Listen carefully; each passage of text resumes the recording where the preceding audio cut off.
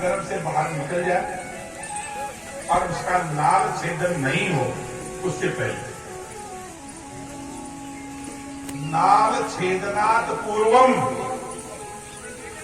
अच्छा अभी कहेंगे आपके बच्चा जन्म लेने के बाद में तो ब्राह्मण कैसे आएंगे, कैसे मंत्र बोलेंगे, चावड़ हो जाती है, चावड़ हो जाती है। ब्राह्मण कैसे मंत्र बोलेंगे, कैसे हवन करेंगे, कैसे पूजा करवाएंगे। लेकिन शास्त्र ये कहते हैं कि यावत न छिद्यते नालम तावत नाप्नोति सूतकम। जब तक बच्चे का नाल नहीं कटता है तब तक सूतक श्रावण नहीं होती। नाल छेदन के बाद में ही सूतक या श्रावण लगती है, आशोच होता है, अन्यथा नहीं।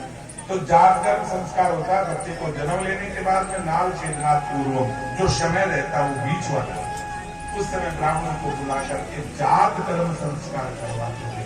अच्छा जात कर्म संस्कार का मतलब क्या है?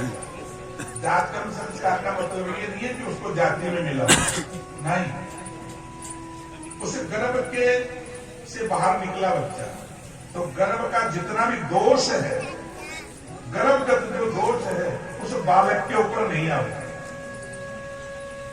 गर्भ का दोष उस बालक के ऊपर नहीं आवे, इसलिए जात कर्म संस्कार करवाते।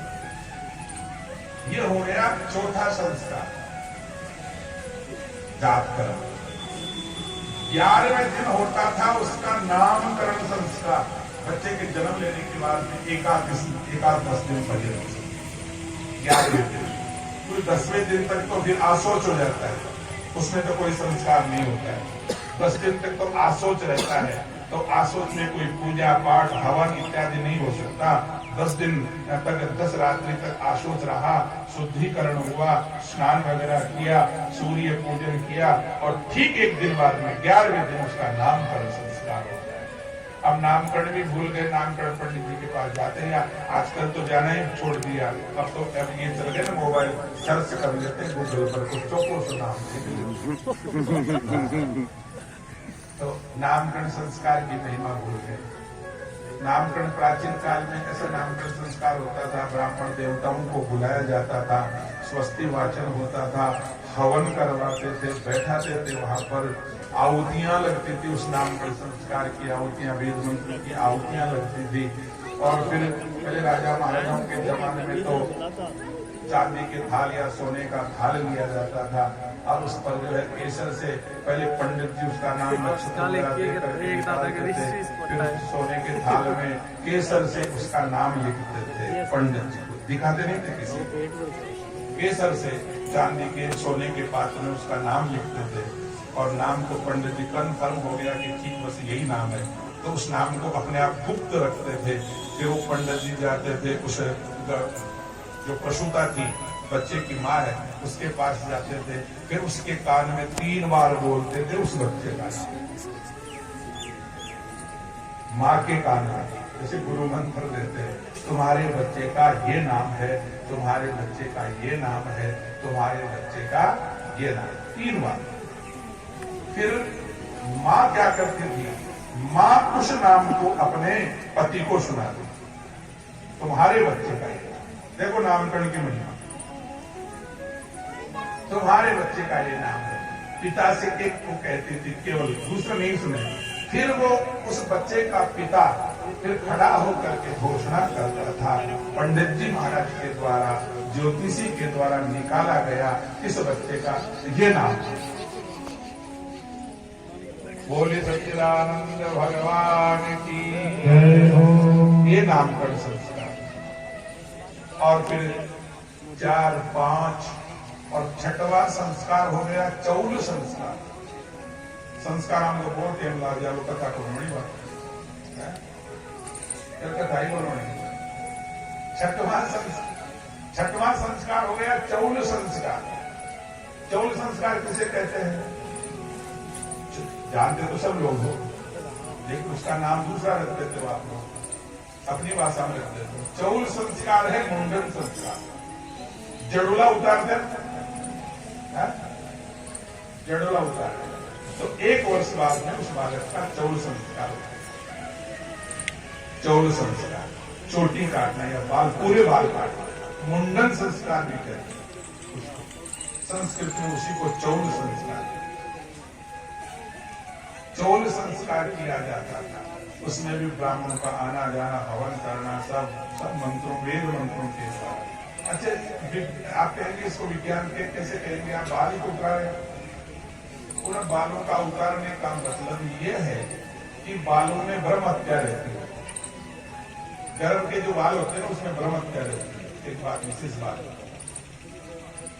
बालों में गर्भ के जो बाल होते हैं उनमें ब्रह्म हत्या का निवास रहता है, इसलिए जड़ोला उतारते हैं, चोटी सहित उतारते हैं, शिका सहित। अब आजकल तो केवल चोटी उतारने लगे कहीं भी आए लोग, बाकी पूरा मुंडन होना चाहिए, एक भी बाल नहीं रहना चाहिए। तो उस ब्रह्म हत्या जो जन्मजात जो ब्रह्म हत्या उसके माथे पर आई है, उससे मुक्त हो जाए। और आज भी देखो, ये मुंडन संस्कार शुभ काम में आज भी होते हैं, शुभ काम में होते हैं मुंडन। अब करवाते नहीं है, लेकिन विवाह हो, विवाह तभी होगा जब आपका मुंडन संस्कार हो। जरूरी है, इट इज कंपल्सरी, कंपल्सरी है। आप मुंडन ब्याह में करवा देना, बीवी पहले तो दूसरे बात में क्यों बोले? जब तक मुंडन नहीं होगा आपका विवाह नहीं होगा, ये शर्त है शास्त्रों की। अब नहीं मानो तो एक अलग बात। जनेऊ संस्कार होता है शुभ काम है, लेकिन जनेऊ संस्कार की शर्त यह पहले मुंडन करवाओ। जनेऊ संस्कार में, विवाह में, यज्ञ में आप सब लोग बैठते हो ये जजमान बन करके, लेकिन यज्ञ में वही बैठ सकता है जिसका मुंडन हुआ था। पहले जब मुंडन करवाना पड़ता है, शुभ काम है। मुझे एक मिनट पड़ी, लेकिन मुंडन करवाना पड़ेगा। अब भगत जी ने एक दो बार पहल पर लिया कि मतलब बोलियो कि महाराज मुंडन करा, महाराज जजमान ये की बोल रहे मुंडन करा। अच्छा, दक्षिण में तो आज भी वो जिंदा ही होता है। दक्षिण के जो यज्ञ होते हैं उसमें जितने जजमान बनते सब मुंडन करो। बाद में यज्ञशाला में प्रवेश, यज्ञशाला में प्रवेश ही बाद में होगा। ये शास्त्र में उस यज्ञ की पद्धति में लिखा हुआ है, पहले मुंडन कराओ जजमान और फिर बाद में यज्ञशाला में प्रवेश कराओ। पहले मुंडन कराओ फिर जनेऊ करो, पहले मुंडन कराओ फिर दूल्हा बनाओ। अड़ी नहीं चाले से ना, नहीं तो कई 2 साल हो गए, वो संस्कार खत्म हो गए। तो हर घर में क्लेश तो है। और क्या, राज्याभिषेक होता है, राज्याभिषेक होता है तो पहले मुंडन करवाओ। अच्छा, नियम तो बनावटी तो सब करते हैं, आज भी करते हैं। अच्छा, विवाह में भी करते हो, नाटक तो करते हो आप लोग, नाटक करते हो, हाँ करवाते हो। विवाह में वो आप नाई में बुला छोड़ो 10 करोड़ तो करवा देना, वो नाटक ही तो है, करवाते हैं। आप भी करवाते, आप लोगों में भी करवाते होंगे। दूल्हा बनता तो पहले चौकी पर बैठाओ, फिर नाई को बुलाओ, टोटकिया तो करवाते हैं। क्या है वो टोटकिया? वो मुंडन का टोटकिया, जबकि वहां पर मुंडन होना है। विवाह में मुंडन, यज्ञोपवीत में मुंडन, राज्याभिषेक में मुंडन। आज भी अपन राज्याभिषेक का मतलब ये समझ लो, किसी का पिता मर गया और बेटे पर वो क्या, उसको क्या बोलते हैं, पागड़ी का दस्तूर, वो राज्याभिषेक की तरफ। उससे पहले मुंडन करवाते हो, भाई को बुला कर करवाते ना। हाँ, तो वो अब कथा की बात हम कायम बोलो मत तो बाकी वो मुंडन का ही एक अंग है। तो ये क्या हुआ? क्योंकि उस बालों में ब्रह्म हत्या का निवास है। जब तक उस ब्रह्म हत्या को नहीं उतारोगे तब तक आप शुभ काम नहीं कर सकते।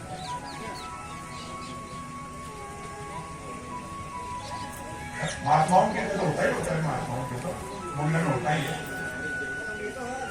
तो ये हमारा हो गया 1 वर्ष बाद में चौल कर्म संस्कार, 6वां संस्कार। आधान पुंस सीमंत जात नामान्य चौल का। फिर 8 वर्ष की उम्र हो जाती है उसकी, तो 8 वर्ष में के बाद में उसका संस्कार होता है वेदाध्ययन संस्कार, यज्ञोपवीत संस्कार, जनेऊ पहनाने। जनेऊ पहले यज्ञोपवीत संस्कार होता है, फिर वेदाध्ययन संस्कार होता है, फिर समावर्तन संस्कार होता है। समावर्तन के बाद में विवाह संस्कार होता है। विवाह संस्कार के बाद में फिर आखिरी विवाह संस्कार, उसके बाद में जो संस्कार होता है सब जानते हो, तो आखिरी संस्कार। संस्कार जिसके होते हैं वो संस्कारित होता है। संस्कार हर संस्कार में रहते हैं, विवाह संस्कार में भी रहते हैं। विवाह भी एक संस्कार है। आज पति पत्नियों में क्लेश क्यों है? विवाह संस्कार विधि से नहीं होता। पति पत्नी में आपस में मतभेद क्यों है? पत्नी पति का कहना नहीं मानती है, क्लेश करती है, उसका और कोई कारण नहीं है। जिस घर में पति पत्नी के अनबन चलती है, नहीं बढ़ती है, लड़ाई झगड़ा परस्पर आपस में होता है, एक दूसरे पर छेड़खानी होती है, उसका मुख्य कारण है आपका विवाह संस्कार ठीक से नहीं हुआ,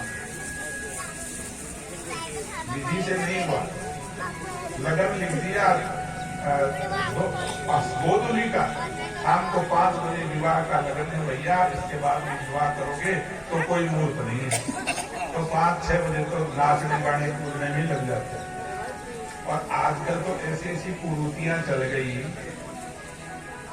कि सीधा ही जा करके वो आजकल क्या बोलते उसको, नाम ही भूल जाना है, स्टेज, स्टेज पर बैठा देते हैं और बेहुदा प्रदर्शन करते हैं, बेहुदा, शर्मनाक। जबकि शास्त्र में ऐसा लिखा है कि बच्ची विवाह से पहले किसी के सामने नहीं आएगी, लिखा है। और सुनो, शास्त्र में विवाह संस्कार के को बता देता हूँ। विवाह संस्कार की व्याख्या करेंगे तो बहुत 2-3 मिनट देखिए, लेकिन ये जो बता रहा हूँ ना, विवाह कन्यादान से पहले बच्ची अपना मुख नहीं दिखाती है ससुराल पक्ष को। विवाह कर्म करवाते हैं, कोई ब्राह्मण देवता बैठे हैं और किसी ने विवाह संस्कार करवाए हैं, तो उसमें एक पंक्ति आती है विवाह संस्कार में, वर वधु परस्पर सम्मुखीकरणम।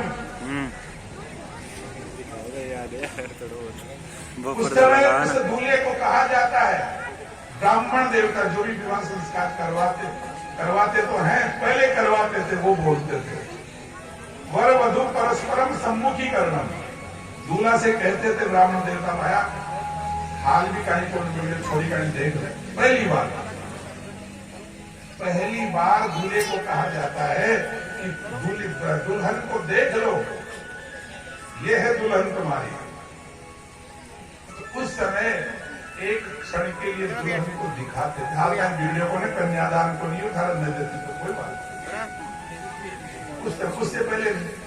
और आजकल तो जो भी बताया ना आपने, आपको क्या स्टेज, उसमें बेहुदा प्रदर्शन, बिल्कुल चौड़े धाड़े सब बैठते, उसके सामने पूरे रिश्तेदार, माता पिता, भाई बहन, और बड़े आनंद के साथ में, कोई शर्म नहीं, कोई लाज नहीं, कोई शिकायत नहीं, कोई ऐतराज नहीं। क्या हो गया? हमारे संस्कार लुप्त हो गए सब। इसलिए ये दुख जो है, हर गृहस्थ में कोई न कोई क्लेश, कोई न कोई अशांति बनी रहती है, संतान बिगड़ जाती है, क्योंकि आपके जो आधान संस्कार आपने सही नहीं किया, पुंसवन संस्कार आपने सही नहीं किया, उसका जो गर्भ का जो अपने ही बच्चे का संस्कार आपने ठीक नहीं किया, इसलिए बच्चा आपका गलत लाइन जाता है। ये सब संस्कारों की कमी है। संस्कार दो, फिर भी बड़ा होने के बाद में उस बच्चे में संस्कार, जितने भी अच्छे संस्कार देना चाहिए, ये 16 संस्कार। चलो आ जाओ वापस कथा। परीक्षित का जन्म हुआ,